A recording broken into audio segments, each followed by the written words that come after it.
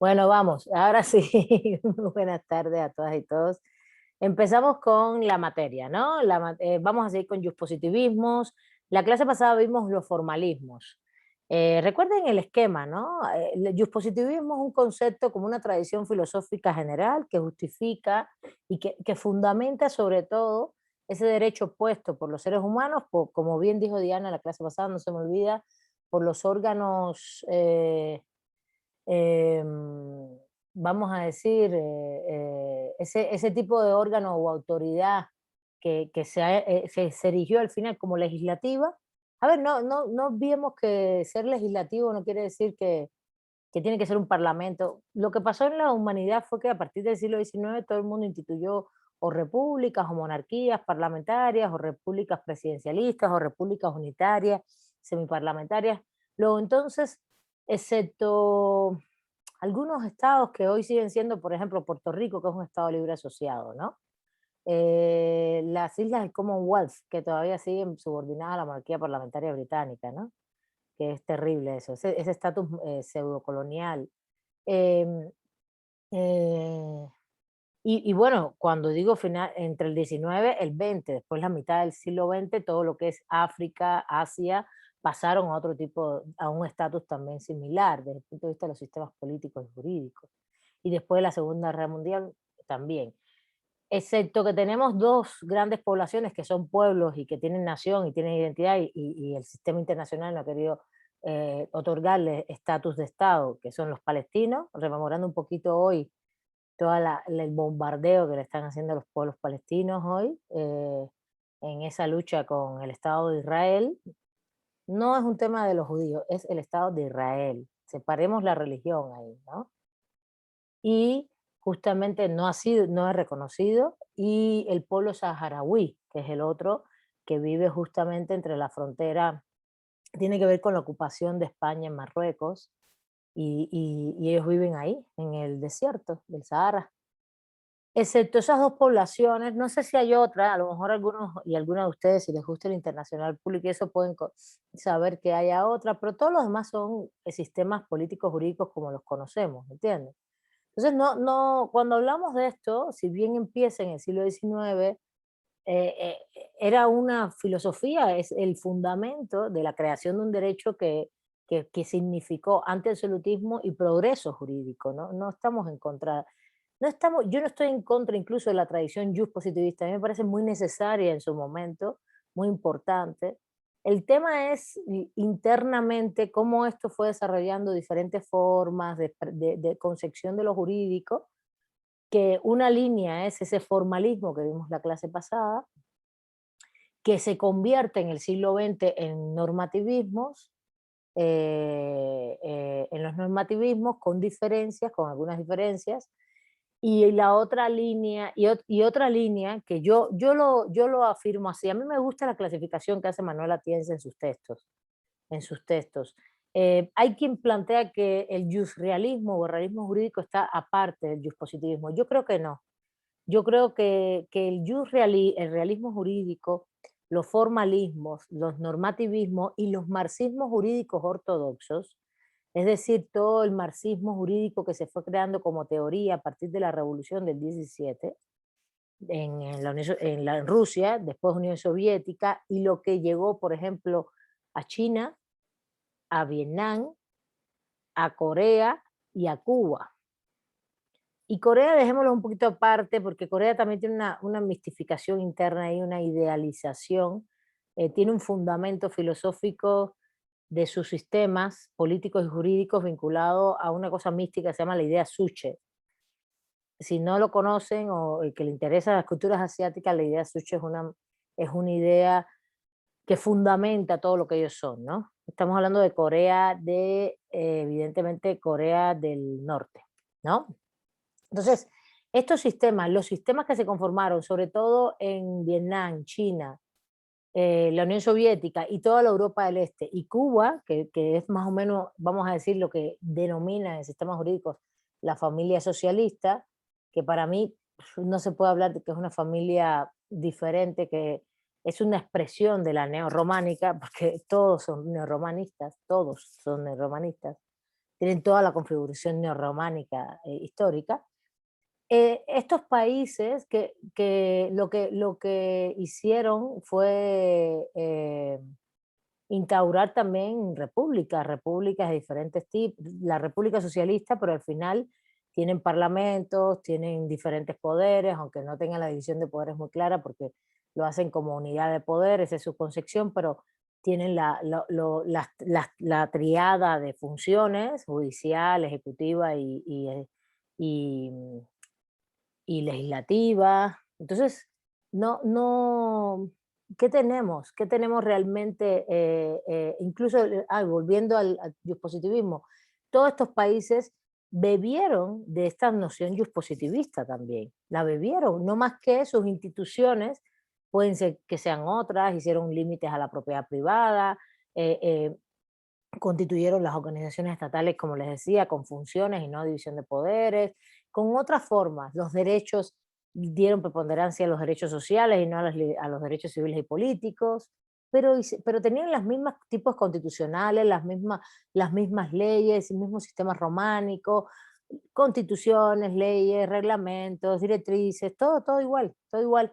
Y la misma forma de aplicación del derecho, ¿no? Silogismo subjuntivo, ¿no? Porque es más fuerte, ha sido más fuerte la expansión neorromanista y la influencia de ese siglo XIX que una ideología liberal o socialista detrás. ¿Sí se entiende? Una cosa es cómo tú conformas el sistema y cómo piensas que el derecho funciona, y otra cosa es las instituciones que tienen dentro para que funcione. Claro, el sistema socialista, por ejemplo, que no lo podemos ver en esta clase, pero sí tiene, por ejemplo, en los tribunales unas concepciones de tribunales colegiados con personas que no son abogados. Es diferente a México. Jueces legos, por ejemplo. Y ahí se pega un poquito más a la concepción de jurado estadounidense, pero no viene del jurado estadounidense esto.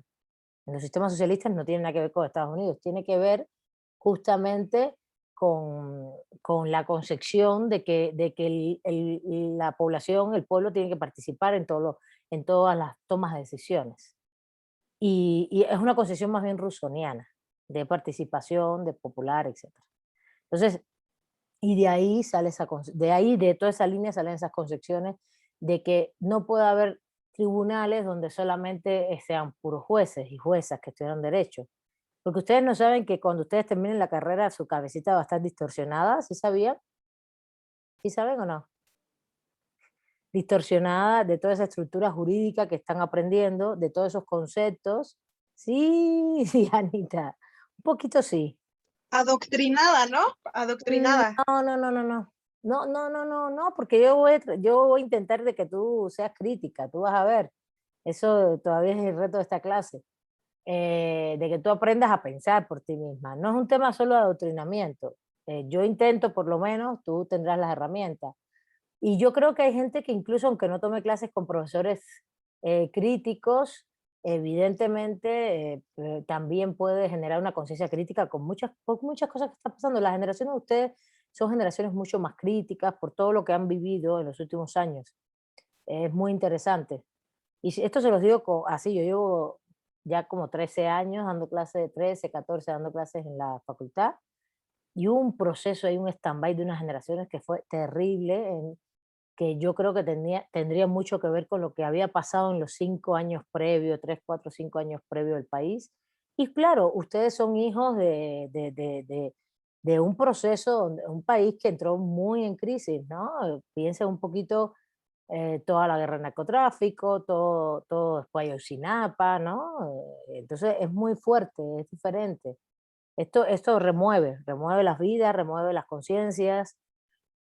No sé, a lo mejor si ustedes de pequeños iban a determinados lugares y tuvieron que dejar de ir, por ejemplo, porque empezó la guerra del narcotráfico. Yo, por ejemplo, hay lugares que nosotros dejamos de ir entre 2006 y 2012. Bueno, hasta la actualidad. Apenas estamos empezando de nuevo.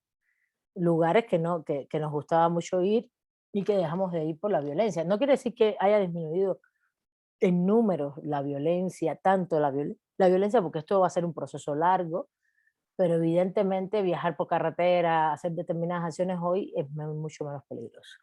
Eh, entonces, lo que les quiero dar a entender con esto es que yo, por sí, puede ser que haya adoctrinamiento, siempre puede haber, pero yo creo que estas generaciones están mejor en ese sentido.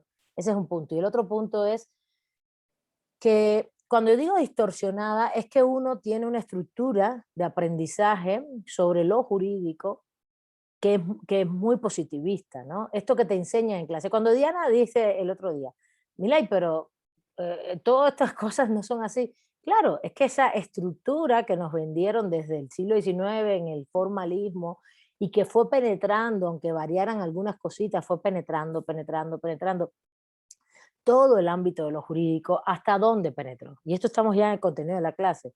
Penetra, fíjense, penetra en la educación, porque así les dan las clases. Eso penetra en la educación. Esta cuestión de que no solo el órgano legislativo es el que emite la norma, sino es el único que la puede emitir, y después como él es el único que la puede emitir y la puede validar, ese es el derecho válido, y después viene el punto de que, bueno, sí, las son normas abstractas y generales, y entonces coinciden con los países, porque ahí empiezan las distorsiones, ¿no? A lo mejor nunca se habló de que coincidían con los países, pero justamente lo que hicieron fue poner en la mesa y poner de manera evidente que coincidieran con los estados-naciones. Y ahí es donde tú dices, pero bueno, si coincide con el estado-nación, ya no hay alternativa a otro tipo de derecho, como sería el derecho de los pueblos indígenas, de las comunidades, en los órdenes jurídicos de las comunidades. A eso es lo que me interesa. No los derechos de los pueblos indígenas que están en el artículo 2 constitucional. ¿Sí se entiende? Sino los órdenes jurídicos o sistemas jurídicos que están en las comunidades indígenas. ¿Sí me entienden esto? No te da margen. Ese positivismo no da margen a esto. Ese formalismo menos. La cosa del silogismo subsuntivo, que me parece sí, es el razonamiento que hacemos, siempre vemos los hechos y las conductas y vemos si están en las hipótesis normativas, pero esta cosa sí se fue modificando en el siglo XX, ¿no? Con las escuelas de argumentación jurídica, el mismo Kelsen, las formas de interpretación de Hart, dijeron, bueno, las interpretaciones pueden ser amplias, pero siempre dentro de la ley, ¿no? Dentro del marco de la ley. Esa es todo esto, la separación de la moral, la separación de la política. La propia Diana decía el otro día, tengo una profesora que sí cree que la moral está muy metida en el derecho. Bueno, porque ya se van rompiendo esos mitos y porque los propios críticos del positivismo, como Ronald Dworkin, por ejemplo, que siguen siendo teoría dominante, porque Ronald Dworkin no es teoría alternativa, perdón, es una teoría dominante desde Estados Unidos también. Como pusieron a la moral en el centro con el derecho, hay muchos profesores que del positivismo pasaron a Ronald Dworkin, vamos a poner así el ejemplo. Pero el pensamiento jurídico crítico no, para ellos no existe y no plantea lo mismo, Frida. El pensamiento jurídico crítico plantea otra cosa. Entonces, para terminar tu pregunta es, ¿adoctrinados puede ser? Yo creo que hay mucha conciencia crítica en las generaciones de ustedes, puede ser que haya gente adoctrinada, pero yo creo que no, que puede haber otras cosas, pero esa estructura mental de solamente ver que las normas te dan la solución de todo conflicto, que el derecho puede resolver todos los problemas, que realmente tiene que ser imparcial y neutral, que ese es el otro punto. Esos puntos no los discutimos tanto la vez pasada, que es imparcial, que es neutral, porque eso es lo que quiere decir que está separado de la moral y de la política y de la economía, que es muy imparcial, que es completamente neutral, porque como es general y abstracto es imparcial y es neutral. Perdón, pero el derecho no es ese lenguaje. Hoy vamos a hablar del lenguaje. Vamos a ver cómo hay toda una teoría del lenguaje que soporta que hay un proceso de interpretación sobre esa teoría del lenguaje para meterla dentro de este ámbito del positivismo que lo ha soportado, que lo soporta, que lo aupa y que entonces nos pone en una situación donde realmente nos damos cuenta que hay como falacias en lo que construyen los filósofos del derecho y los fundamentos teóricos del derecho que se han ido construyendo y que nos dan en las clases. Pero ese esquema que empieza en el siglo XIX y que ha tenido algunas variaciones, ese es lo que yo digo que su mente va a seguir así, sigue así, cuando termina la carrera. Tienen ese esquema y lo otro es que bajo ese esquema entonces todo el tiempo busca las respuestas en las normas jurídicas. Entonces tiene esa cosa de ir siempre a la norma y no pensar en lo social. no pensar en que, bueno, ¿qué está pasando aquí? ¿Sobre qué versa este caso? Cuando ustedes se gradúan como abogados, siempre están con, eso está en el código tal, eso se plantea tal cosa, no, eso no se puede hacer, eso sí se puede hacer, pero todo siempre es una referencia normativa. ¿Se dan cuenta? Y no es que no la tengan, eso está bien, y tienen que saber muy bien las normas, pero tienen que sentarse y decir, a ver, además de todo eso, ¿qué está pasando aquí socialmente? ¿Cuáles son los factores sociales que hay? ¿Cuáles son los elementos? ¿Quiénes son estos sujetos? O quiénes son los que le violan los derechos humanos? ¿Qué poder tienen? ¿Qué relación de poder hay aquí, por ejemplo? Y ese es un pensamiento que viene de otro lugar. A eso me refería con distorsionada. Frida, te doy la palabra. Bueno, yo creo que quería decir que el problema es que a nosotros, como usted menciona, nos enseñan a que todas las respuestas están en la ley, cuando en realidad la realidad social es totalmente distinta a lo que ya está escrito en una ley, ¿no? Entonces ahí entra como esa disputa o contrariedad en cuanto a la realidad social y en cuanto a lo que nos enseñan que está en la ley, que puede resolver cualquier problema cuando pues no es así. Y por eso existe tanto choque entre eh, el derecho y, no sé, tal vez pues sí, la sociología, la realidad social en la que nos encontramos y que no siempre, pues el derecho nos va a dar la respuesta o la solución a ello y es lo que creo que nos enseñan en la facultad, o sea, que dicen, ¿sabes qué? ¿Tienes este problema? Pues es lo que está mencionando usted. No, pues esto se resuelve así, así como que tan cuadrado y tan general. O sea, intentan hacer que el derecho sea tan general y que aplique para todo, cuando pues estamos en otra situación ya estando en el problema real, ¿no? En la realidad. Yo les digo así mi objetivo, lo que pasa es que, y sí nos va a dar tiempo, sí estamos en tiempo, no se preocupen, porque para abarcar las dos, el positivismo y el pensamiento jurídico crítico.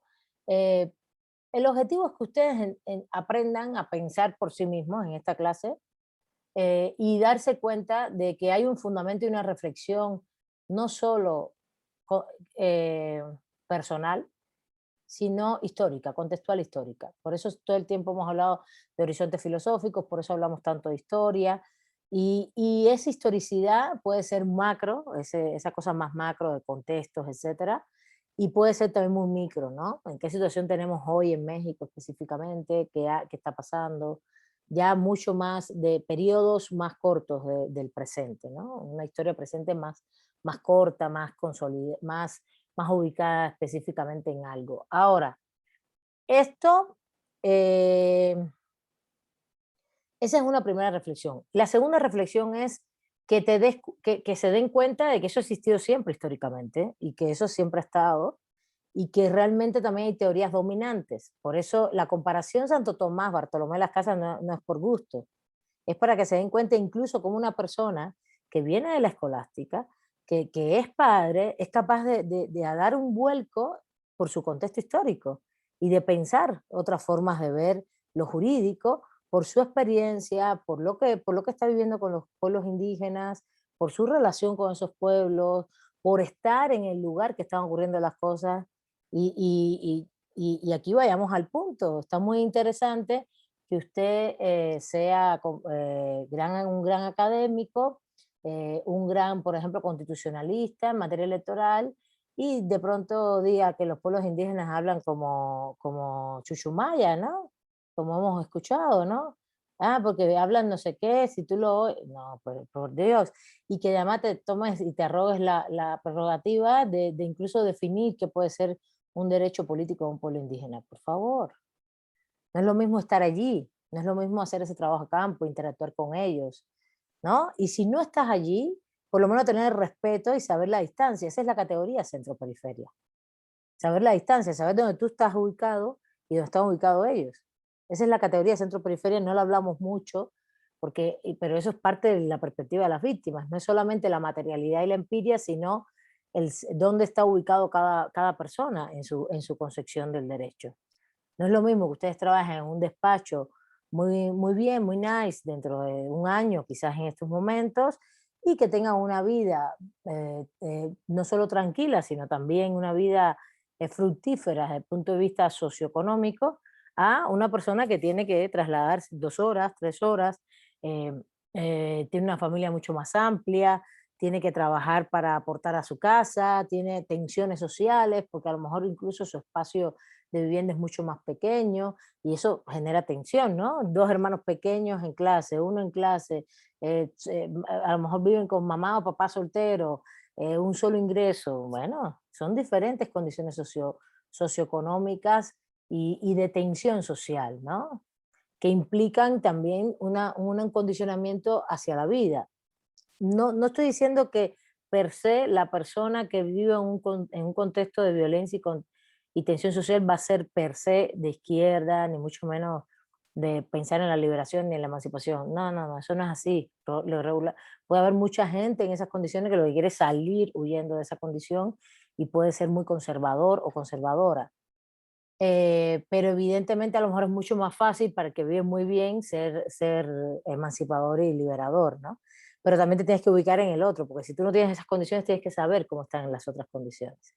Si se entiende todo esto, esto es importante. Entonces, yo lo que quiero es que entiendan, que comprendan y que evidentemente aquí hay un papel, la educación tiene un papel en esto, las facultades de Derecho, y también los poderes judiciales, cuando ellos proyectan, cuando ellos toman las decisiones, también tienen un papel en esto. Tienen un papel en esto porque reproducen lo que las facultades mismas dicen, todo tipo de escuelas, facultades de derecho, etcétera. Entonces, ¿cuál es la idea? La idea es que ustedes sepan pensar por sí mismos, por un lado, pero a la vez generen una conciencia no solo histórica y de situación, de situado en tu vida personal y en tu tiempo presente un poco más achicado, sino también que te des cuenta que lo que te enseñan, incluido lo que yo te enseño, no solamente lo que te enseñan otros, también lo que yo enseño, eh, tiene una percepción, una posición específica y que regularmente, y ahí no me incluyo yo, los profesores reproducen toda esta tradición de este paradigma positivista, formalista, normativista. Formalista, siglo XIX, normativista, que vamos a ver ahora, que es el de Keynes. Y eso es lo que te hacen reproducir. Y eso no está solamente, no es un tema solamente, no es filosofía el derecho, es lo que ustedes van a hacer en la vida como juristas. ¿Sí se entiende? Entonces, cuando la clase del martes dimos los 10 elementos estos, ¿no? Y los leímos, que me imagino ya los leyeron, es una página del texto, está muy bien resumidito, muy bien explicado en el capítulo 10 de Atienza, ¿no? Cuando ustedes lo leen, tú dices, bueno, pero estos, claro, lo que Atienza te expresa es que eso es siglo XIX, que esas son las escuelas formalistas. Eso es relativo. Eso es relativo, porque eso sigue en el siglo XX, en las escuelas normativistas, no más que modifican algunas cosas que era evidente que no podían seguir, tú no podías pensar en un derecho estático, por ejemplo, cuando la sociedad se movía, ¿se entiende? No podías pensar en que hay una sola forma de interpretación, cuando realmente se notaba que en el mundo había los mismos poderes judiciales podían tomar una decisión u otra dentro del mismo sistema. Se sabe el caso famoso de Manuel Atienza, que lo relata en un libro, creo que es Las razones del derecho, no me acuerdo cuál. A mí Atienza me gusta bastante. Es un autor raro, porque es un autor que te trabaja teoría del derecho, filosofía del derecho, argumentación jurídica, pero cuando tú lo lees no puedes descifrar qué filosofía hay detrás de él. No sé si se dan cuenta. Como que siempre da los elementos no es como Tamayo. Tamayo está muy claro, es un filósofo analítico, ¿no? Pero acá no, acá él, bueno, también porque Tamayo hace historia, él no hace historia, él te va conceptualizando y las escuelas y todo, entonces realmente se queda muy... y además tiene estudios sobre marxismo, tiene un libro sobre marxismo muy interesante, misma cosa de marxismo fuerte y débil que conceptualiza en este capítulo, que yo difiero de toda esa yo difiero, le faltan muchas conceptualizaciones a él ahí. Yo soy especialista en ese tema, pero tiene un libro muy bueno sobre estos temas, interesante, es parte de esa bibliografía y es una persona muy ilustrada, vamos a decirlo así, muy ilustrada en el sentido, no de la ilustración del siglo XVIII, sino que sabe todas las tendencias, que ha leído marxismo, que ha leído positivismo, que ha leído filosofía analítica, que ha leído todas las cosas. Bueno, entonces, qué es lo que está pasando? El normativismo hace esa reacción y dice, bueno, es que hay cosas que realmente no son como tal, como se plantearon en el siglo XIX. Pero ¿por qué también hacen esto? No solo porque el mundo cambia, evoluciona, viene la Primera Guerra Mundial, después la Segunda, evidentemente no solo por eso, sino también porque hay todo un movimiento antiformalista, que ya lo leyeron, ¿no? ¿Quién me esboza rápidamente los autores que dijeron muy rápido? No es tampoco algo que vayamos a... Además, no, tampoco está en los dos textos que les di, del 8 y el 10, los pedacitos que les di a leer, no está tan profundizado, solo enunciado. ¿Quién me dice cuáles son esas escuelas antiformalistas y en general qué plantearon? A ver.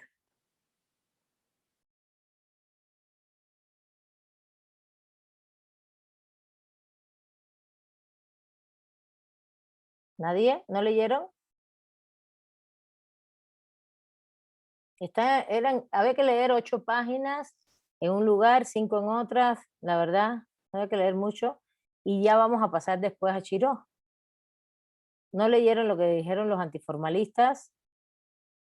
Yo tengo una ¿Nadie? pregunta, maestra. A ver, dime, Es que Carlos. yo leí el capítulo 8 y no sé cuántas páginas tenemos que leer. Yo leí aproximadamente, creo que 13 o algo así. Y hablaba de que llega un momento en donde esta escuela como histórica de Von Hering y todo, que planteaba, ¿no? Como que el derecho es como un producto, lo decía como un producto histórico, pues de repente llega esta escuela como y menciona ahí Atienza como a Oliver Holmes, Ajá, muy bien. y mencionaba que pues este juez de Estados Unidos, que el derecho tiene que estar conectado con la realidad, que no se puede, digamos, que quedar solamente en la norma, ¿no? Que el juzgador no debe ser un mero aplicador del derecho, sino Muy debe bien. de conectar el derecho con la realidad social. Muy bien. Muy bien. De hecho, las páginas que les puse para leer de ahí, de la ciencia jurídica moderna, eran de la 231 a la 238, como les había dicho. Y es muy poquito lo que había que leer. A ver, ¿quién más puede referir? También fue François Genis. Ah, muy bien, Cecilia, a ver, déjame ir apuntando también. A ver, Cecilia, adelante. Pues él criticaba la escuela francesa y lo fue como muy puntual al describirlo como un fetichismo de la ley, que decía que el derecho positivo no se agota en la ley per se y que ni siquiera puede reducirse al derecho estatal. Muy bien, exactamente, François Denis.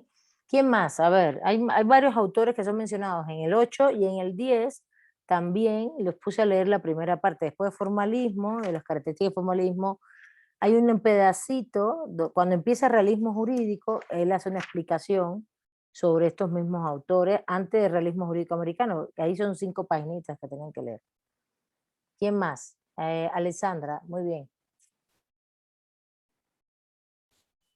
Bueno, los autores los mencionan en la página 5 y Ujú, menciona a Rudolf von Hering, ujú, a Eugen Ehrlich, muy a bien. Hermann Kantorowicz, Ujú. a Francois Geni, a Leon Duguid. François Genis es el que acaba Okay. de mencionar Cecilia, que además lo mencionó muy bien. Yo me imagino Cecilia sabe francés, ¿verdad? Muy bonito. A Maurice Harrow y Santi Romano, pero bueno, menciona también que el movimiento antiformalista tuvo muchísima más fuerza en Estados Unidos. Muy bien, muy bien. De hecho, eso es lo que dice el capítulo 10, justamente no dice mucho más que esto. Muy bien, Alessandra. ¿Alguien más quería comentar algo? O también de estos autores, si conocen algo que planteaban estos autores.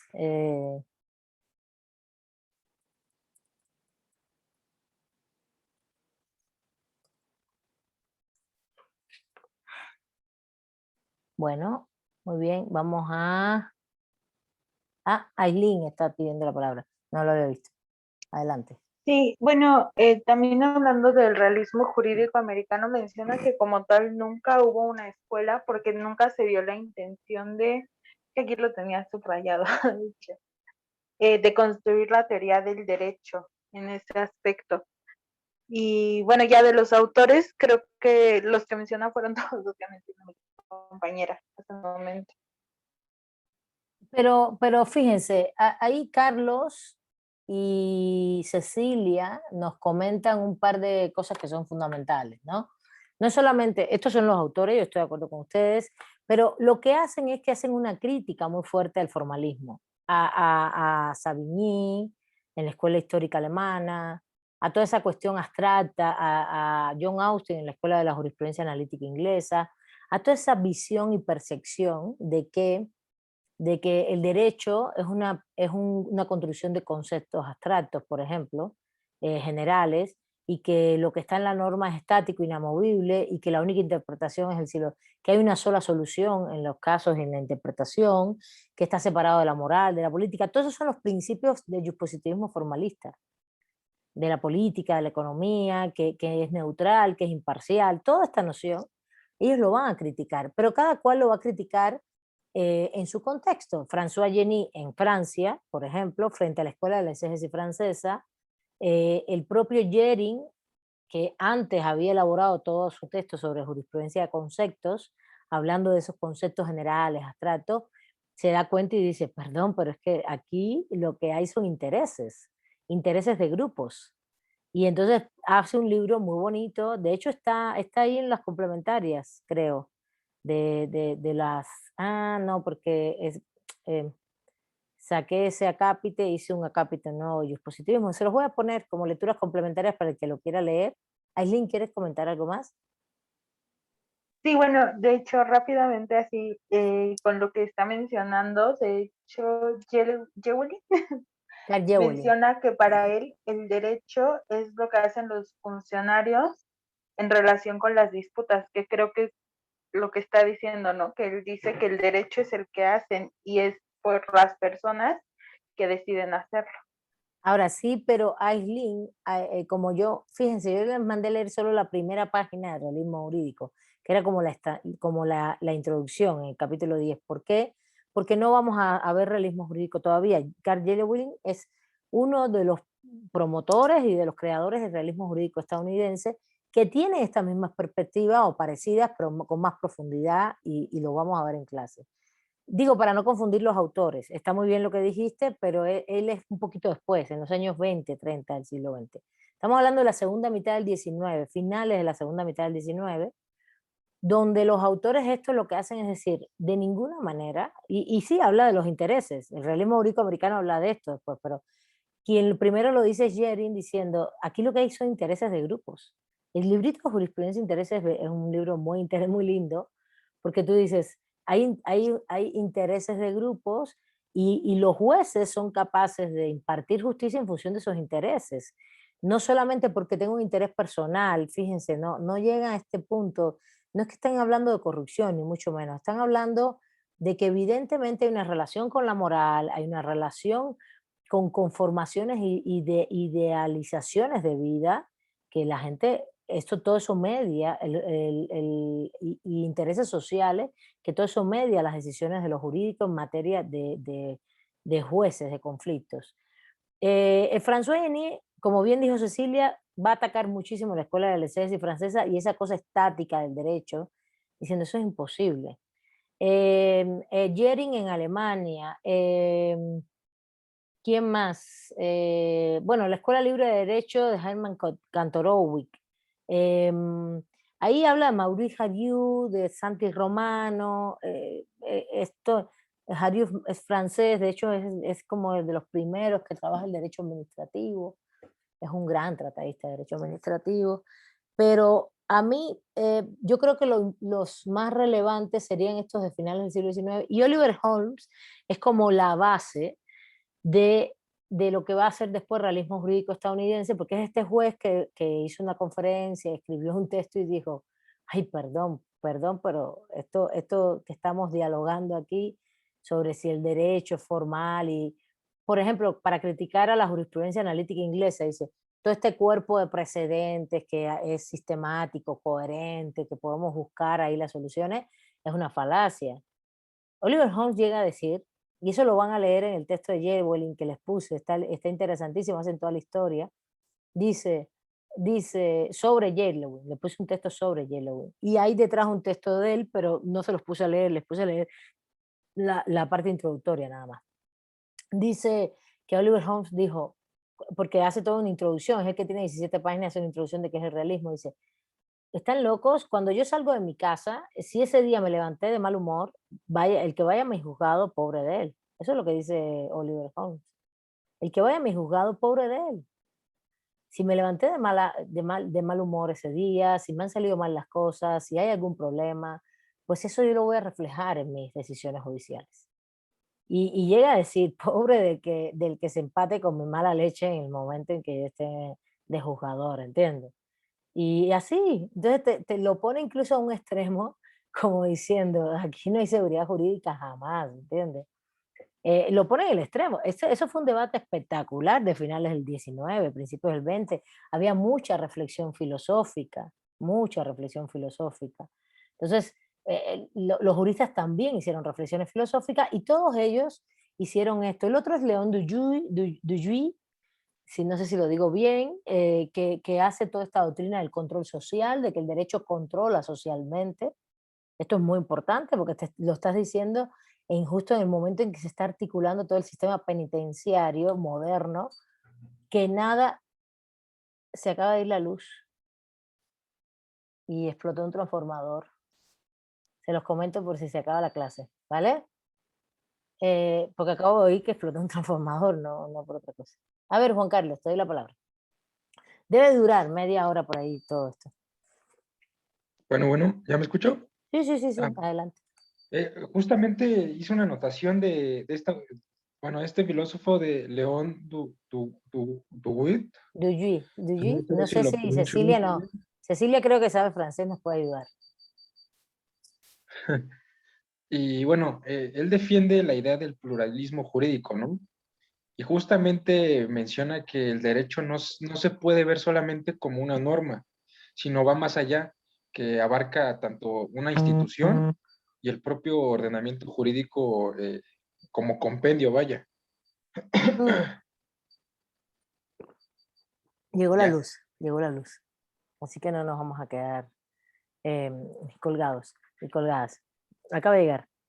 A ver, creo que él habla de, me parece que ¿sabes qué? Este lo leíste en el capítulo 10, ¿verdad? Eso que me estás diciendo. Sí, en la página 5.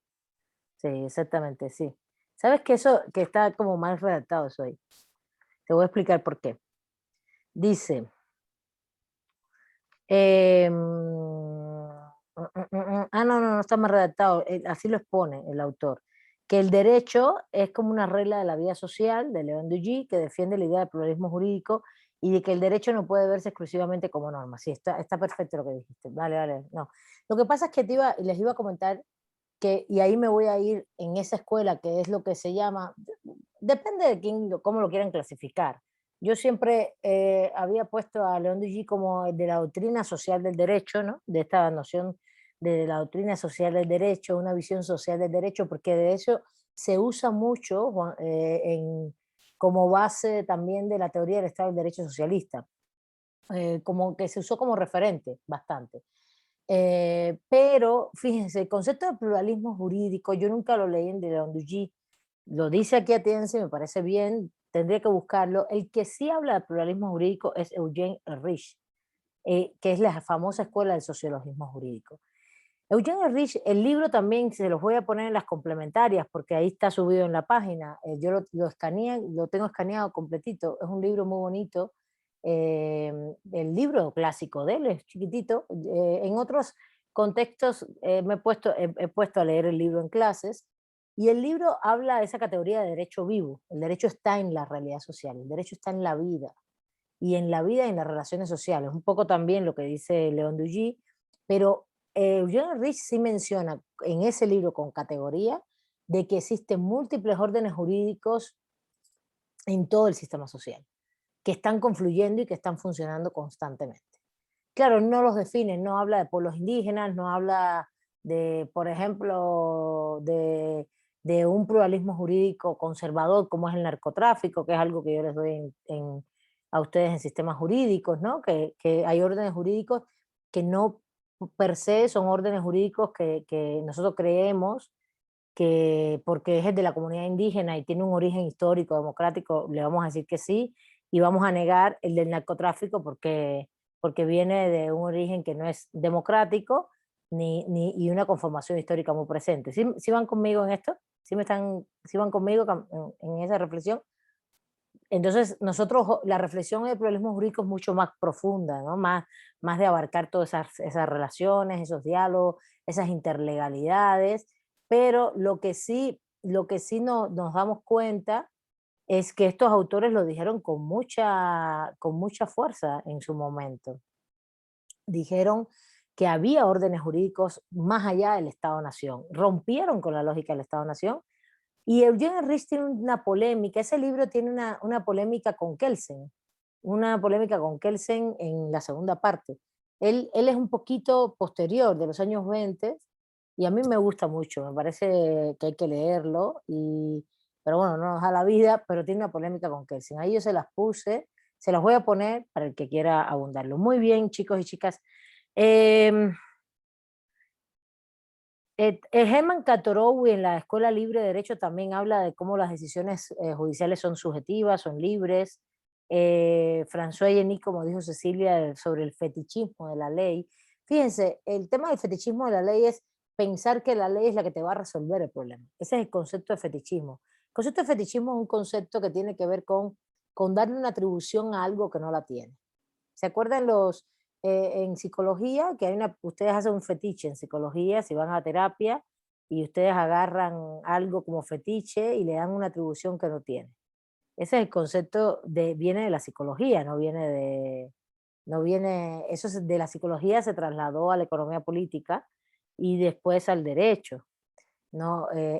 Justamente es un concepto que nace entonces movimiento entre la sociología y la psicología en el siglo XIX, en esencia el concepto es darle una atribución a una cosa que no la tiene, de pensar que ese objeto tiene, no solamente, no es un tema de que te confundas, de que yo te enseñe este celular y tú digas, no, eso no es un celular, eso es una cajita negra. No es confundirse, es darle atribuciones subjetivas, valoraciones sobre algo que no la tiene. ¿Sí se entiende? ¿Sí entiende?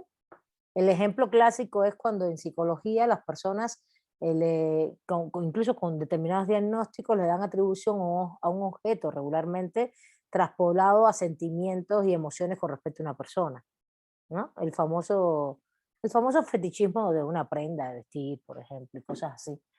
Estoy poniendo un ejemplo, ¿no? No soy yo especialista en esto, pero el de la mercancía es muy claro también. El de la mercancía en materia del capital es que tú tienes una prenda de vestir, por ejemplo, vamos a la prenda de vestir de nuevo, esta prenda de vestir tiene un valor de uso, pero incluso tuvo un costo inicial, un valor de producción, etcétera, etcétera, más bien un costo. Y tiene un valor de uso, pero justamente la convierte en mercancía mediante el valor de cambio, porque lo que tú pagas por esa prenda implica muchas cosas que no lo ves en la prenda. Por ejemplo, ¿qué tú pagas en una playera o en un vestido o en algo que te guste mucho hoy, así un gusto que ustedes tengan? Puede ser de vestir o puede ser, no sé, ¿qué hacen? Jugar en computadoras, no sé, ¿qué les gusta? ¿Cuáles son sus gustos culposos? Culposos no, bueno, son gustos. Hacen lo que quieren. Cada cual hace. Algo que de pronto tú digas, no, esto lo quiero y me gusta porque me gusta y lo puedo adquirir, ¿no? Evidentemente tampoco es que lo sufras. No es que no lo quieras, pero no lo puedes adquirir, lo quieres. Bueno, cuando tú lo quieres, tú dices, ah, esto me encanta, ¿no? Ahora sí, nadie quiso decir, ¿eh? Están ahí todos riendo, no quieren decir. Pensemos en una prenda, a ver, Diana se va a enterar. Bueno, yo gasto muchísimo dinero en comprar los jerseys de mi equipo, las playeras. Ajá. Entonces, eso es lo que se me daba más dinero. De tu equipo de fútbol, ¿o qué? Ya. Sí, del equipo León. Ya entendí. De tu equipo y me quedé así de qué estás hablando, equipo de fútbol. Muy bien. Perfecto, buenísimo. ¿Qué hay? Para ella tiene un significado la playera y ella agarra el dinero y trata de comprarse incluso seguro, porque eso sí, conozco un poquito la playera original, que es la que cuesta mucho, por eso gasta mucho. Entonces, y para ti hay un gusto, pero ¿qué hay detrás de esa mercancía?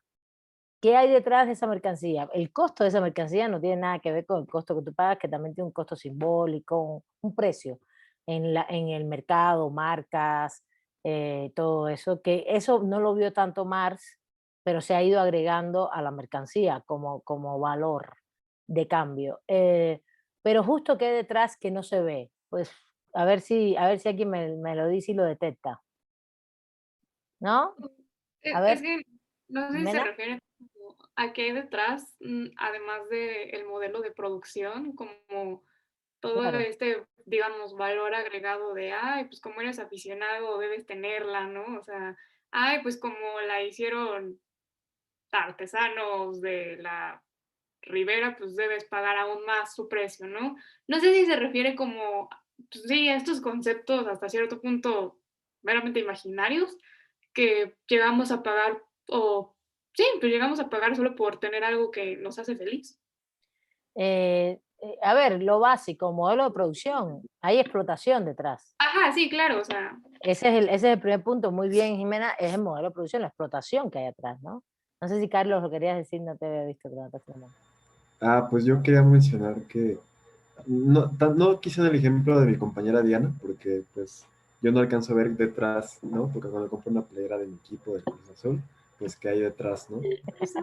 Pero cuando alguien compra una playera Gucci o bolsas muy caras, creo que hay algo atrás muy interesante, ¿no? Y es como ese simbolismo que te da esa prenda, El ese es el ese estatus, valor. fetiche, ¿no? el estatus, el estatus. Ajá. No, pero el fetichismo de la mercancía de Marx, a ver, vamos, está muy bien porque se está poniendo muy interesante, pero está yendo por otro lado. El fetichismo de la mercancía que Marx describe tiene que ver con que la mercancía que tú compras tiene un valor de uso que es, por ejemplo, una playera X que te va a servir para vestir o una bolsa X y el valor de cambio se convierte en otra cosa.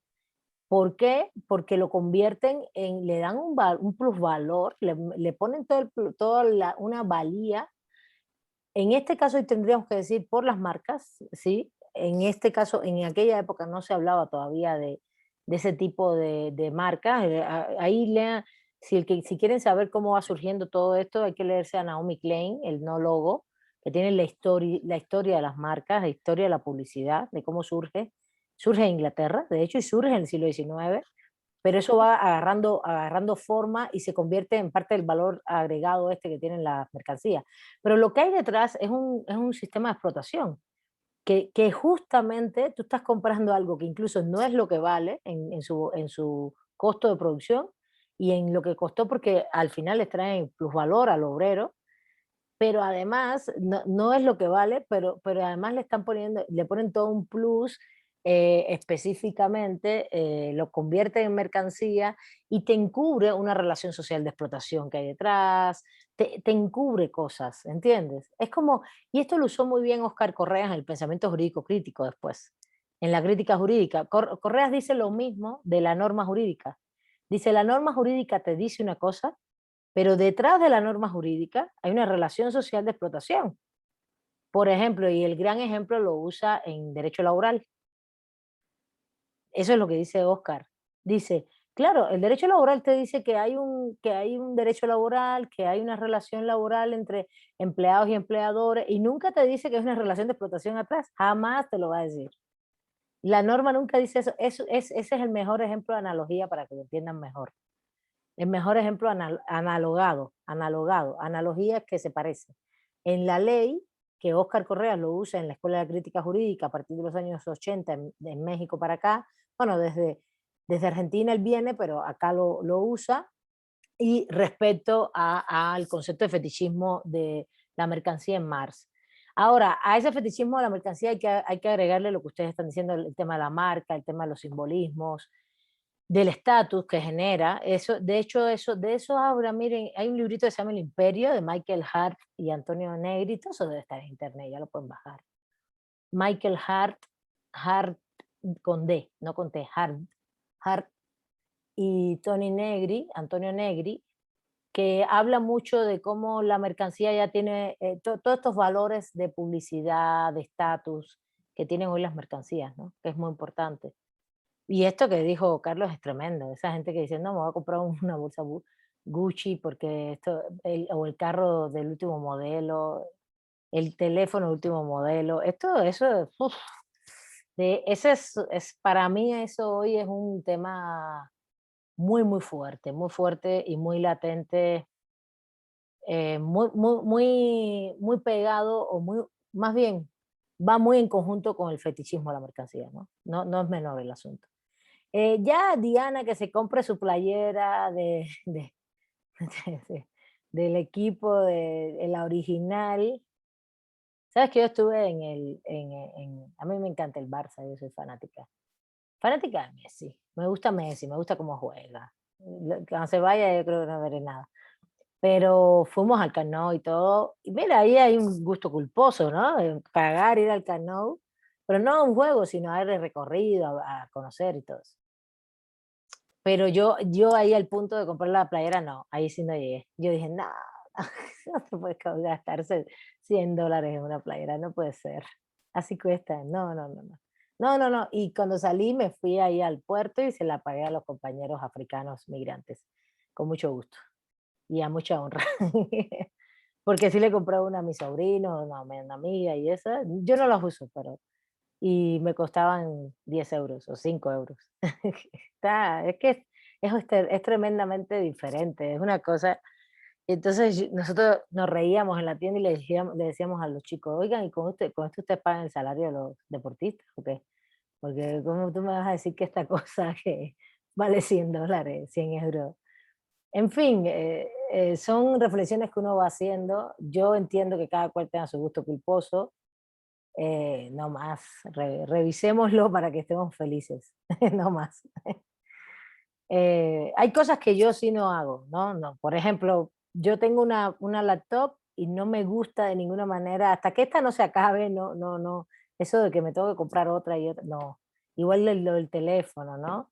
Y no crean que uso Mac, uso iPhone, ¿no? Sí, pero el básico, lo que hace falta, lo necesario. Ahí soy muy, pero sí, algunos gustos culposos tengo, no, como todos y todas, ¿no? Bueno, chicos, hasta ahí el antiformalismo. Diana y Carlos, si quieren decir algo más para ya irnos a la otra parte de la clase.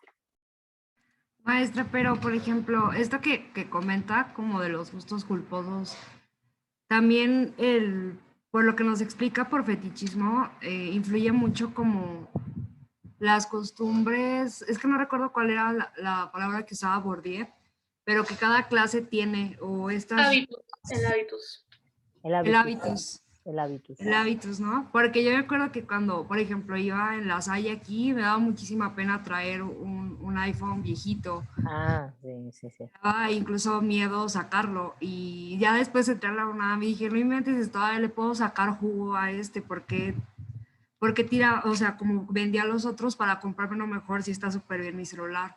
Pero es como mucho, y no te lo dicen, o sea, no, es como con las miradas, como su comportamiento, la forma en que se mueven o así, te sientes como muy presionada. El OSEA, ¿no? El OSEA. Siempre han sido así de ricos. A ver, no se me sientan mal ni nada con estas reflexiones. Eso que acaba de decir Diana es muy importante, porque donde tú te muevas y con el grupo que tú te relacionas diariamente, te va a condicionar, a lo mejor no gustos específicamente, sino formas de vida porque te presionan socialmente. En eso estoy plenamente de acuerdo. Y ser lo que se llama, ¿cómo se plantea? Ser lo que se llama antisistémico o contracultural en ese hábitus, porque sería contracultural, te puede generar conflictos personales, sociales, de interacción, y más si son muy jóvenes, ¿no? Porque, bueno, si no eres joven, pues si ya tienes 40 años y estás en un espacio determinado, tú dices, bueno, perdón, yo hago lo que yo entiendo. Claro, cuando uno ya empieza a tener determinada edad, uno va buscando los caminos en determinados espacios donde se sienta más cómodo. No es tu caso en la prepa, ni mucho menos en la secundaria, que al final tú estás allí porque tus padres decidieron que estuvieras allí. Uno no decide tantas cosas. Y bueno, sí decidiste venir a UNAM, ¿no? Esa sí fue una decisión que tomaste, eso es importante. De hecho, yo he tenido varios estudiantes, cada vez más en la UNAM, de estudiantes de ustedes que vienen de prepas privadas, tomando esas decisiones, ¿no? Con claridad, claro, tienen muy buena preparación, pueden entrar, hacer los exámenes y entrar, eso también es importante. Y eso no es menor, que los padres también hagan esto en función de su formación, porque al final tenemos sistemas meritocráticos, ¿no? ¿Se acuerdan de que hablamos de esto? Pero sí, yo creo que el tema es buscar ir perfilando los caminos de ustedes después, de saber dónde ubicarse y dónde se sientan bien, dónde se sientan mejor. Ahí es donde es un poquito lo que les quería enunciar, ¿no? Se los digo porque yo, por ejemplo, yo me acuerdo que di clases en universidades privadas y al principio uno, como es maestro, no sé qué, empieza a dar clases en las universidades privadas, empieza a dar clases en todos lados porque no tienes trabajo, etcétera.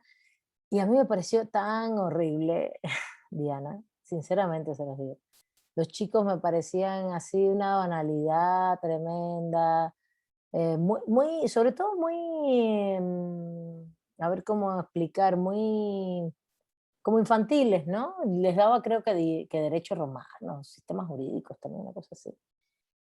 Y yo decía, yo no podía lidiar con eso. También igual yo estaba mucho más joven, bueno, estoy hablando de mucho, mucho más joven al principio, de llegar acá y mis formas de ver las cosas eran también un poco diferentes. También el espacio que uno tiene en cada momento, ¿no?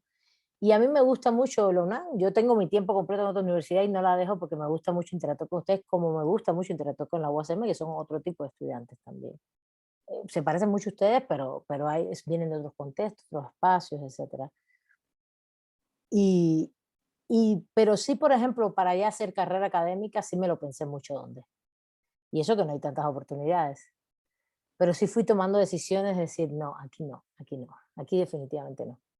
No, ya no voy a mencionar espacios, pero decía, no quiero estar en ese lugar, no me interesa seguir. Porque cuando estás ahí la presión social es impresionante y aunque tengas ciertas libertades de hacer, estoy hablando como académica, investigadora, etcétera, te vas a sentir como el ambiente te come, te va metiendo incluso formas y ideas y proyecciones. Bueno, vamos a seguir, ya. Nos quedan 25 minutos, vamos rápidamente a las 15 paginitas de Chiró.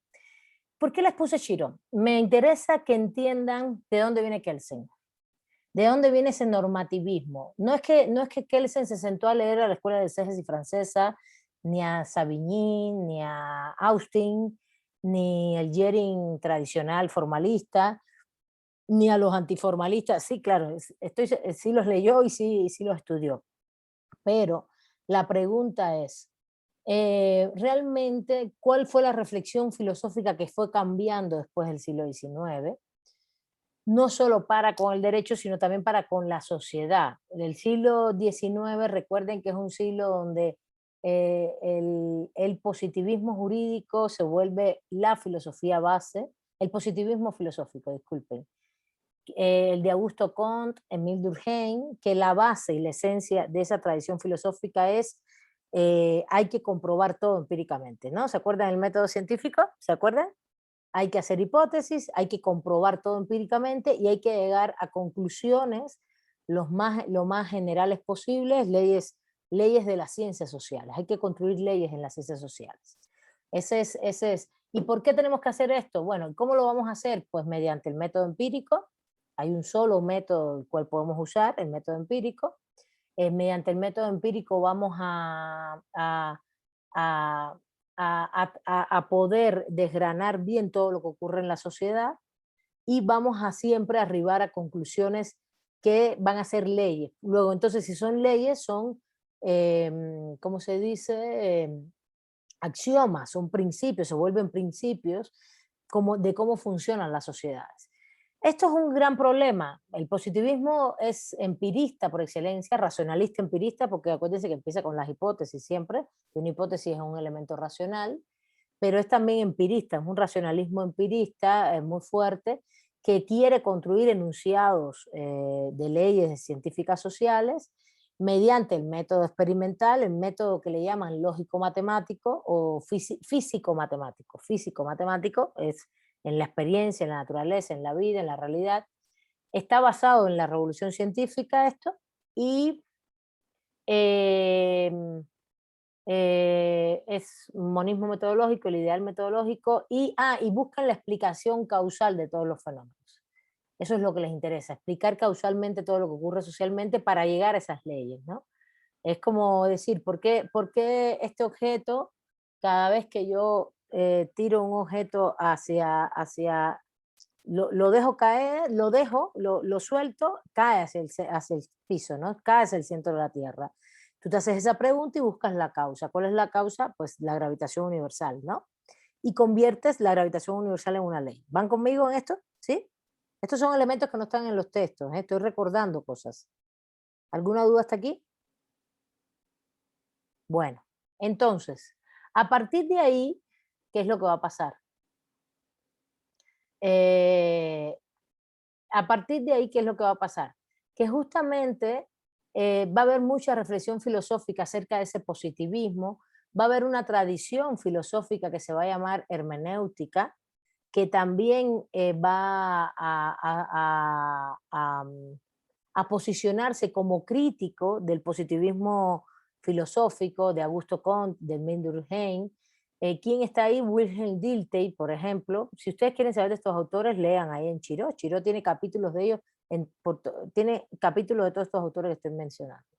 Wilhelm Dilthey, por ejemplo, Wilhelm Dilthey es alemán, y empiezan a dialogar sobre el tema de las ciencias del espíritu. El espíritu está hablando de la realidad social, está hablando de la ciencia, de lo que después se llamó ciencias sociales, ¿no? También. Pero está hablando de que realmente son particulares, que los fenómenos de la sociedad son particulares, que tú no los puedes de ninguna manera medir como universales absolutos. ¿Sí se entiende? Y por tanto sí, está muy bien que uses el método empírico, pero cada conclusión es particular. Y que cada investigación que se hace también los investigadores tenemos mucho que ver en ella, por ejemplo. Todo esto lo dijeron psicológicamente, socialmente, todo esto lo dijeron en la segunda mitad del siglo XIX. Entonces, el debate sigue en el siglo XX. ¿Y qué es lo que va a surgir en el siglo XX? Pues en el siglo XX estos debates entre positivistas y hermeneutas sí van conmigo, ¿no? No quise yo profundizarles tanto del positivismo filosófico y de la hermenéutica filosófica del siglo XIX porque es mucho tiempo esto, me lleva mucho tiempo. Quiero que tengan las nociones generales de la base del siglo XIX y cómo este debate filosóficamente sigue en el siglo XX. Y en el siglo XX se va a ver en este capitulito que les puse, que son 15 cuartillas, se lee muy rápido, por favor. Les estoy poniendo incluso las cuartillas muy delimitadas para que no tuvieran que leer tanto, etcétera, donde lo que nos expone es el neopositivismo, ¿no? El nuevo positivismo que va a ir surgiendo, sobre todo en los años 20 del siglo XX. En los años 20 del siglo XX, ahí tenemos a varios autores. ¿Por qué es un nuevo positivismo? Porque sigue creyendo en lo empírico, sigue creyendo en lo empírico. Ahora voy a dar los elementos básicos fundamentales. Sigue creyendo mucho en lo empírico, no más que, y sigue creyendo en estas nociones de la filosofía positivista del siglo XIX, pero van a agregar nuevos elementos y algunos de ellos van a moverse un poco en otros ámbitos, que por eso les puse la lectura y todo, porque me sirve para Kelsen y me sirve para Hart. Entonces, ¿leyeron el texto? ¿Pueden participar o me sigo?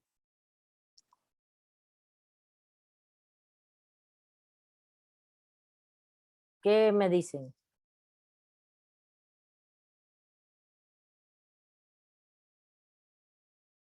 Dígame, no hay problema. Nadie levanta la mano, entonces... Yo no lo leí, maestra, disculpe. Yo tampoco. no. Tampoco leí el texto. Bueno, no voy a ser pesada, porque en esta primera pantalla están los que siempre leen, pero acá en esta segunda tengo muchísimas personas: Natalia López, Rosa Cervera, Fernanda Robles, Jania, Jennifer, Juan Torres, Nadia, Brenda, María Fernanda, Mariel, Paola. Estoy leyendo los que participan muy poco, ¿no? Fernanda Robles, Rodrigo Pineda, y bueno, hay algunos que hoy que no participan mucho y participaron hoy. Paola, ¿algo tienen que decir? Chicos, chicas. La próxima clase voy a preguntar directamente, ¿vale?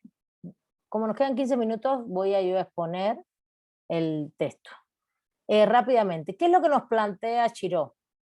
Chiró lo que hace es una guía general sobre quiénes son, qué cosa es este nuevo neopositivismo, que no es que sea, le llaman neopositivismo porque es nuevo, pero realmente lo que va a pasar aquí es que ellos, basados en el positivismo del siglo XIX, en ese positivismo kantiano, durkheimiano, donde se enfatiza mucho el método científico, la experiencia de los seres humanos, etcétera, para construir enunciados científicos. Todos son filósofos, aunque estén hablando de la ciencia, todos están haciendo filosofía de la ciencia. En el siglo XX lo que les interesa mucho es decir, tenemos que incorporar a esta concepción la lógica. La lógica es muy importante en esta nueva concepción. Y eso es lo primero que hacen. ¿Quién es el primero que pone esto en la mesa? Bertrand Russell. Bertrand Russell es un filósofo de origen inglés que justamente dice, hay una necesidad de hacer una fundamentación lógica de la filosofía, y le parece que justamente esa lógica hay que buscarla para que sea una filosofía verdadera, porque este es el otro, es que el enunciado filosófico, científico, tiene que ser verdadero. ¿Qué? Ustedes dirán, pero Milay, la ciencia es diferente a la filosofía. Sí, ellos están hablando de cómo se construye ciencia, pero están haciendo filosofía de la ciencia. Entonces dice, necesitamos hacer pensar filosóficamente cómo se construye esa ciencia, y justamente para construir esos enunciados como verdaderos necesitamos la lógica, y necesitamos que las matemáticas nos den esos elementos de la lógica, ¿sí? Entonces, justamente Bertrand Russell le interesa mucho establecer esta base de relación de la matemática con la filosofía, y también un tema que es recurrente en toda la filosofía, en todos los filósofos, que es ¿qué quiere decir la palabra Dios? ¿No?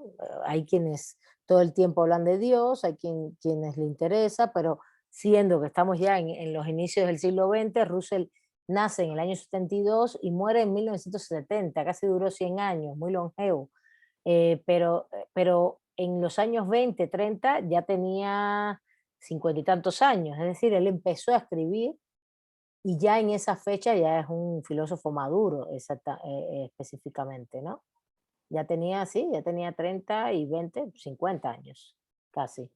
Entonces, realmente muchos de estos autores están en contra de la metafísica. ¿Qué es la metafísica? Es la cuestión de que haya principios inmutables, ¿no? Dios existe, por ejemplo. Toda la metafísica de San Agustín, de Santo Tomás, Dios es el fundamento, esos principios inmutables, ellos están en contra de esto. ¿Por qué? Porque son positivistas, les interesa mucho la experiencia. Eso no quiere decir que no van a construir principios, pero no principios inmutables, ¿no? Y por ejemplo, para Bertrand Russell la existencia de Dios no existe Dios para nada, pero lo que más le interesa no es tanto Dios, sino ir negando o limitar los conceptos metafísicos, ¿no? Entonces, por otro lado, evidentemente cuando él le da ese fundamento lógico a las matemáticas y relaciona la lógica con las matemáticas, desarrolla lo que conocemos hoy como la lógica. Acuérdense que la lógica aristotélica es la formal, la que estructura las normas de los enunciados, lo vimos en clase en la unidad 1. Desarrolla ahora la lógica simbólica. La lógica simbólica, que hoy se estudia mucho, está muy vinculada a la lógica jurídica de George von Wright. Y también influye mucho qué era lo que filosóficamente se estaba discutiendo en Inglaterra durante su época, ¿no? Cuando él se fue desarrollando. ¿Qué es lo que va a pasar finalmente con Russell, Bertrand Russell, que es un gran filósofo y que le interese leerlo, debería hacerlo? Es que lo que estaba ocurriendo con la filosofía inglesa específicamente era que la gente había derivado, los filósofos ingleses, a una filosofía idealista hegeliana, y ellos, y hay que decir, los positivistas son más vinculados a la experiencia, a la materialidad. No les interesa tanto o no quieren de ninguna manera los positivistas pensar, por ejemplo, muchos de ellos no niegan la metafísica, no niegan que hay principios, pero dicen que primeros principios inmutables, eso no. Y más bien lo que hacen es tratar de generar enunciados sí universales, lógicos, pero que también puedan tener que ver con una contrastación empírica en la realidad. Para esto, Bertrand Russell construye el famoso libro de Principios de Matemática, que tiene que ver con una relación lógica entre una relación de la matemática como 2 más 2, 4, con la lógica y las proposiciones de los enunciados. Eso es lo que hace. ¿Qué cosas son proposiciones y enunciados? Pues, por ejemplo, aquí ponen un ejemplo. A ver, lo voy a leer. Dice, los enunciados son verdaderos, para él la función de verdad es importantísimo. Los enunciados científicos son verdaderos si existen cuando la verdad o la falsedad de un enunciado, una proposición compleja, puede determinarse por la verdad o la falsedad de las proposiciones que la contribuyen. No está pensando, lo voy a traducir esto, no está pensando en la casa es verde, él está pensando en un concepto, El derecho es un conjunto de normas jurídicas aprobadas creadas por una autoridad, o el derecho positivo es un conjunto de normas jurídicas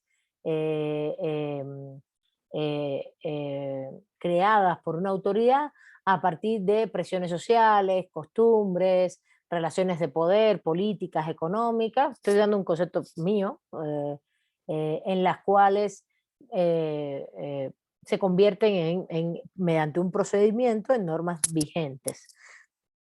Estoy dando un concepto general, ¿no?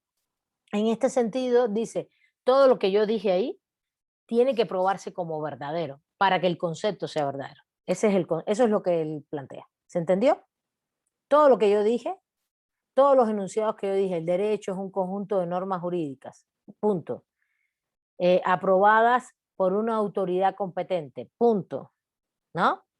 Que emanan de determinadas situaciones concretas, sociales, económicas y políticas, las condiciones para las cuales se aprueban esas normas jurídicas, punto. Y que pasan por un proceso específico para hacerlas vigentes, para que rijan para un grupo social determinado, punto.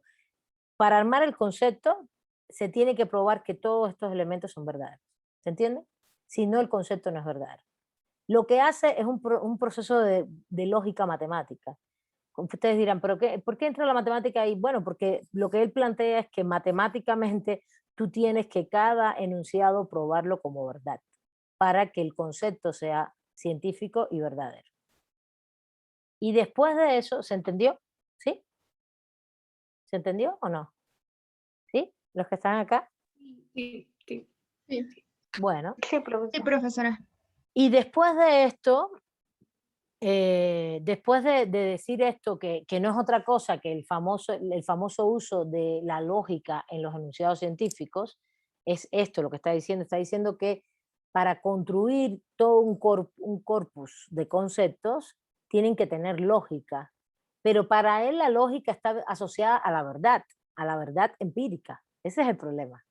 Fíjense, el ejemplo que pone es muy sencillo. Dice, Alberto está enfermo y María está en casa. Alberto está enfermo es un enunciado, María está en casa es otro enunciado. Y entonces, ¿por qué ese concepto, esa proposición es verdadera? Porque es verdad que Alberto está enfermo y es verdad que María está en casa. ¿Se entiende? Tan sencillo como eso. Y por eso están ligando la lógica matemática. Lógica matemática es que tú, cada enunciado, tengas que probarlo como verdad matemáticamente. Matemáticamente se refiere a que 1 más 1, cada enunciado tienen que ser verdadero y tienen que estar sistemáticamente hilvanados.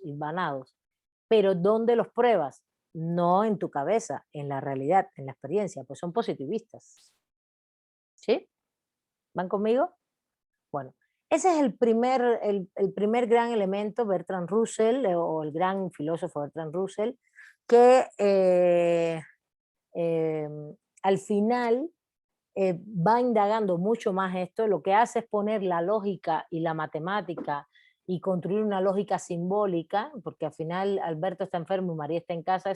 Alberto está enfermo es el enunciado P, María está en casa es el enunciado Q, y el enunciado final es PQ. Entonces también usa todos estos simbolismos. Esto se usa mucho en derecho, ¿eh? De hecho se acaba de morir Eugenio Bulligin, uno de los lógicos argentinos más importantes, filósofos lógicos del derecho argentino, analíticos del derecho, que tiene una construcción de un texto muy, a mí me parece muy interesante. Yo la filosofía analítica la estudio para criticarla, porque soy crítica, pero me interesa más el pensamiento jurídico crítico. Ustedes van a ver las diferencias, no hacer construcciones de lógica simbólica ni nada de eso. No me parece, sí, son relevantes, son curiosas, tienen mucha matemática, pero me interesa más la realidad social, y para mí la realidad social es caótica, es bastante mucho más caótica, la verdad. La realidad social no es matemática. Entonces, pero esto se hace, es parte de la filosofía analítica del derecho. Y acaba de fallecer, falleció hace un par de días. Eugenio Bulligin tiene un libro muy interesante, se llama Lógica Sistemática, si mal no recuerdo. No me acuerdo el nombre, pero sí lo leí en posgrado. Y a mí me interesó mucho porque tiene todo un sistema de que tú pones todas las normas jurídicas dentro, tú vas poniendo un caso y todas las normas jurídicas que tienen que ver con el caso, ¿no? Es una cosa de silogismo subjuntivo, pero pones todas las variables que te van a dar, todas las variables. Entonces haces una cosa matemática de variables, de cuál es el caso, cuáles son todas las hipótesis, todos los hechos, las conductas, no sé qué, y después vienes a las normas jurídicas del Estado-Nación y empiezas a poner todas las soluciones jurídicas, todas las vías, soluciones jurídicas que te pueden dar, y al final, entonces vas sacando las contradicciones y las lagunas que hay. Pero todo es un proceso que vas viendo, que vas contrastando, comparando y haciendo como análisis matemáticos del enunciado normativo jurídico. ¿Me entendieron esto? ¿Sí van conmigo? Y entonces, ¿qué te delimita su sistema de lógica sistemática? Bueno, es un sistema, de hecho es un sistema, aunque haya sido redundante lo que dije. Lo que delimita es cuáles son las cantidades de lagunas y contradicciones que puede haber en un orden jurídico en un Estado-nación. Yo creo que eso puede ser útil hasta cierto punto. Yo creo que todas esas lógicas son base para que en un futuro tengamos en las computadoras los códigos para resolver casos fáciles. Pero para mí eso tiene una complejidad tremendísima, porque entonces lo social, adiós. No nos importa quién es el sujeto, quiénes están ahí, quiénes cometieron el delito, quiénes fueron los afectados. Bueno, sí nos importa, pero la computadora te va a dar una solución. Ups, complicado, ¿no? Claro, eso no quiere decir que la computadora ya es vinculante, a eso no hemos llegado a ese punto, pero sí vamos a caminar hacia allá.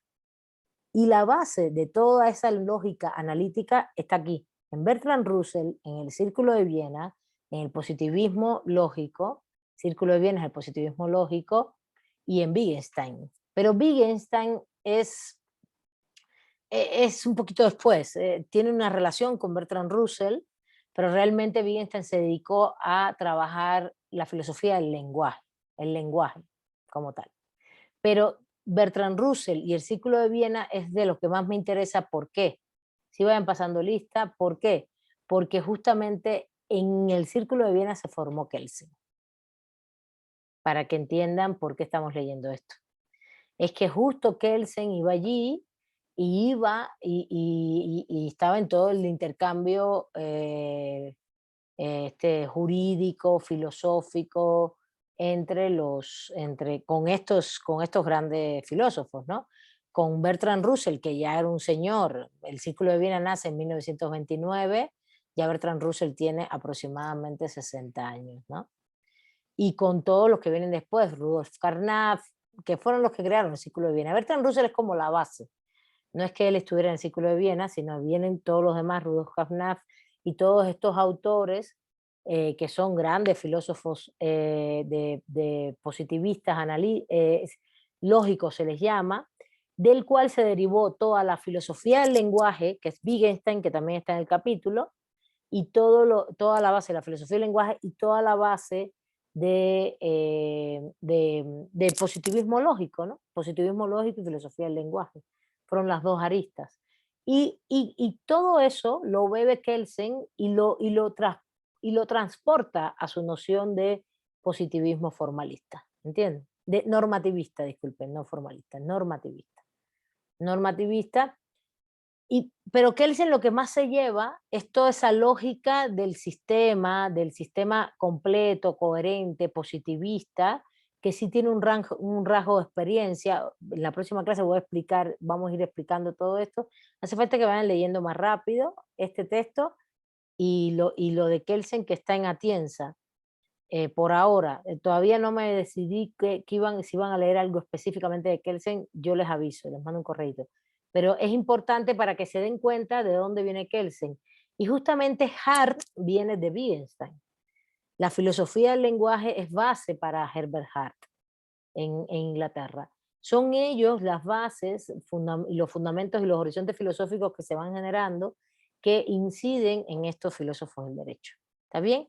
Y es la esencia del positivismo normativista del siglo XX.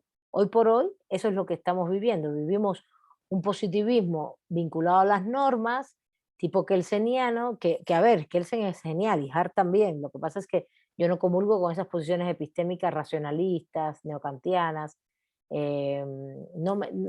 sobre todo racionalistas, abstractas, y además porque ha sido muy desvirtuado el Kelsen, ¿no? Y tampoco comulgo con que el derecho solo es lenguaje, no. Yo creo que es importante saber todo esto, pero no solo que el lenguaje.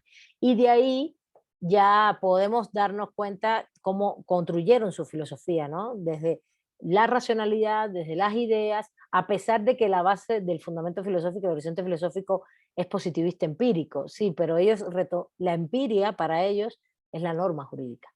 De eso lo vemos en la próxima clase, ¿vale? Léanse los textos, ¿no? Para poder reflexionar un poquito mejor y que no estén con carita de yo no entendí mucho, porque si es filosofía, tiene lógica matemática, tiene filosofía analítica, está sencillo el texto, se entiende, pero hay que leerlo, ¿vale? Bueno, les mando un abrazo, un saludo, me da gusto que estén bien. Gracias, Y profesora. recuerden el resto de los estudiantes que voy a preguntar, no los que siempre participan, los otros y las otras. Bueno, bye, Gracias, cuídense. profe. Buenas Que estén vibras. bien. Gracias. Vale, bye.